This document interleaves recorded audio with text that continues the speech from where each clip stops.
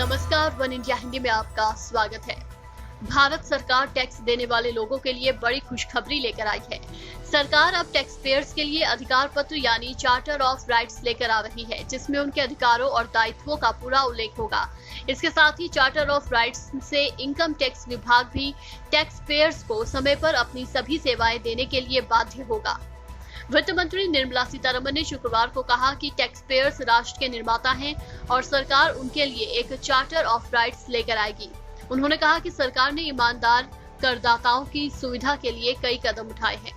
प्रक्रिया को आसान बनाया गया है, पारदर्शिता बढ़ाई गई है और टैक्स की दरों को सुसंगत बनाया गया है। वित्त मंत्री ने कहा, मुझे खुशी है कि मैं उस सरकार का हिस्सा हूं जिसकी अगुवाई प्रधानमंत्री नरेंद्र मोदी कर रहे हैं, जो ईमानदारी से ये बात सोचते हैं कि भारतीय करदाताओं को बेहतर सुविधाएं मिलनी चाहिए।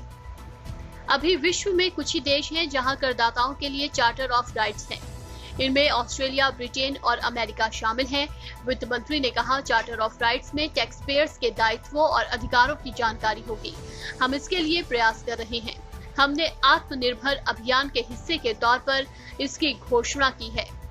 बजट में भी टैक्स पेयर्स चार्टर की घोषणा की गई थी। माना जा रहा है कि इसका वैधानिक दर्जा होगा और ये नागरिकों को अधिकार देगा।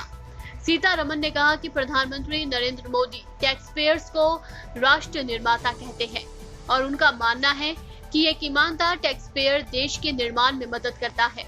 प्रधानमंत्री ने साफ कहा कि टैक्स पेयर्स के लिए देश में टैक्स व्यवस्था को सरल बनाना होगा। इसके लिए सरकार ने फेसलेस असेसमेंट की सुविधा शुरू की है, स्क्रूटनी को कम किया है और कई अन्य सुविधाएं शुरू की हैं। इस खबर में फिलहाल इतना ही। तमाम अपडेट्स के लिए बने रहिए वन इंडिया के साथ।